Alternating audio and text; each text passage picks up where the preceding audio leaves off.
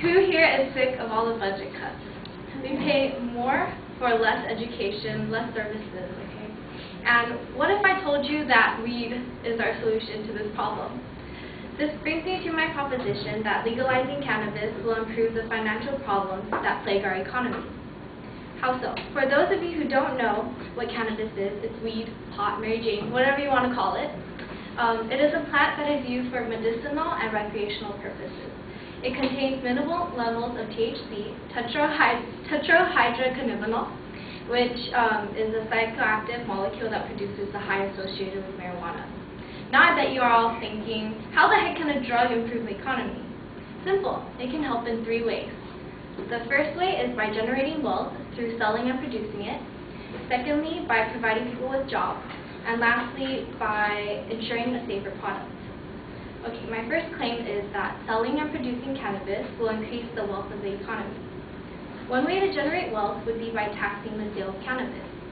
It is stated in a Time magazine article, Why Legalizing Marijuana Makes Sense, that it is estimated that pot is the largest cash crop in California, with annual revenues approaching $14 billion. That is a lot of money that can be appropriated to schools and other services that are in demand. This estimate comes from taxation. According to a 2005 report by economist Jeffrey A. Meyer entitled The Budgetary Implications of Marijuana Prohibition, if cannabis is taxed at comparable rates to those on alcohol and tobacco, the tax revenue generated from marijuana sales could create $6.2 billion in tax revenue. For example, the Times article estimates that a 10% pot tax would yield $1.4 billion in California alone. Another way to generate wealth would be through the savings. If selling and producing cannabis is legalized, the savings from law enforcement would amount to $7.7 billion, according to the same 2005 report that estimated the tax revenue. The breakdown of the money spent on law enforcement for marijuana is provided in a Parade magazine article. It states that the U.S. is by far the most criminal country in the world, with 5% of the world's population and 25% of its prisoners. We spend $68 billion per year on corrections, and 1/3 of those being corrected are serving time for nonviolent drug crimes. We spend about $150 billion on policing and courts, and 47.5% of all drug arrests are marijuana related. Why waste all this money on arrests for nonviolent drug crimes? This money could be used for education and other services that were affected by all the budget cuts. My second claim is that legalizing cannabis would promote new jobs. There would be job opportunities in agriculture, packaging, marketing, and also advertising. Agriculturally speaking, cannabis grows easily. In an advanced study, the propagation and breeding of distinctive cannabis by Robert Connell Clark, it is stated that virtually every part of the plant is useful. From the stem comes hemp, a very long, strong fiber that can be used to make rope, cloth, and paper, renowned for durability. The dried leaves and flowers become the euphorious, marijuana, and along with the roots are also used for numerous medicines. The seeds were a staple food in ancient China. It was one of their major grapes. Cannabis seeds, however, are now somewhat unpalatable and are now cultivated mainly for oil or for animal feed. The oil is similar to linseed and is used for paint and varnish making, fuel, and lubrication. Jobs in packaging, marketing, and advertising cannabis will also provide a surge of jobs that could lower the economy's high unemployment percentage. My third claim is that the regulation of the cannabis industry would result in a better, safer product.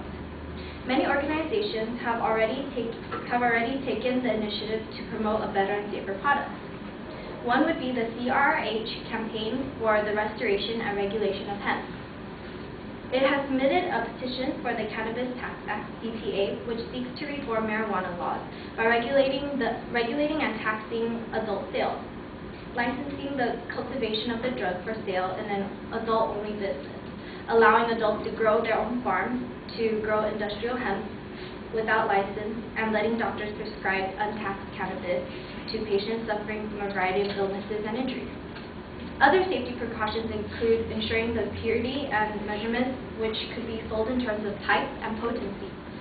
There would also be indications of THC and CBD levels on the packaging. This could prevent people from taking in amounts that could drastically affect their health. So before you pass judgment on the morals and ethics that legalizing cannabis interferes with, think about it. In comparison to alcohol, which is legal, marijuana doesn't have as many negative health effects.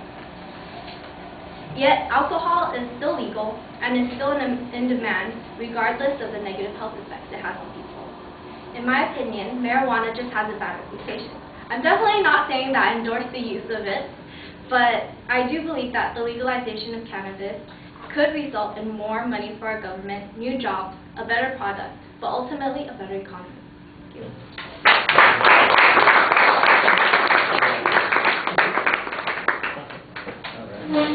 Good job. I can repeat that. I want to let you get research. You do research into it. Oh yeah, I'll let you do research into it.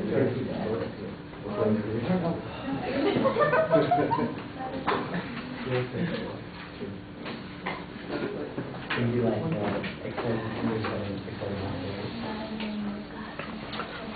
All right, the claim is very clear. You have an excellent preview. You signpost throughout the speech, so it's easy to follow. That's exactly what you want to do for an argument. You want to keep the points clear and make sure they're declarative sentences. You did all that. I thought that your support on the first point was pretty good. You had some authorities who had estimated what the tax revenues would be like. You specified it in particular to California. You mentioned some other potential economic benefits that might exist there, although they were not always as quantifiable as the first point.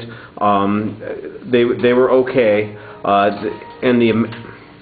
and the amount of money on that second point is also a little vague, but you do have some claims there. The third point is not really relevant to the main proposition. It's an argument. It's basically a rebuttal argument about what potential consequences might be, or it's an argument for an additional reason for taking the action, but it's not one that's relevant to the claim of fact that you're presenting here. You're pretty consistent about citing the information, and despite the fact that you had your wisdom teeth pulled, you were relatively clear when you were speaking, so we appreciate that. Thank you.